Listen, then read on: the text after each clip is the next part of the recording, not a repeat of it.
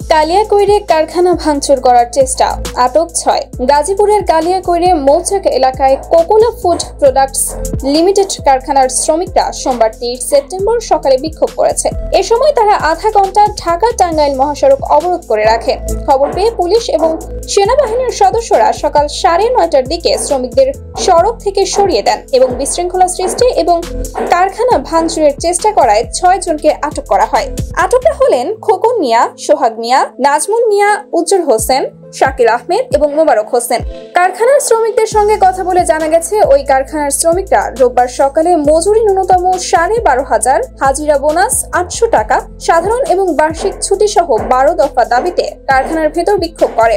এক পর্যায়ে তারা কারখানার পাশে ঢাকা-টাঙ্গাইল মহাসড়ক অবরোধ করে বিক্ষোভ করেন। পরে কারখানা কর্তৃপক্ষ অনির্দিষ্টকালের জন্য প্রতিষ্ঠান বন্ধ ঘোষণা করে।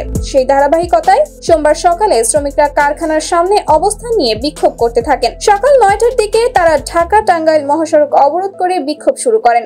এক পর্যায়ে কিছু শ্রমিক কারখানার ভেতরে প্রবেশ করে ভাঙচুর করার চেষ্টা করেন। এ সময় শিল্প পুলিশ, থানা পুলিশ এবং সেনাবাহিনীর সদস্যরা সেখানে পৌঁছে শ্রমিকদের ধাওয়া দেন।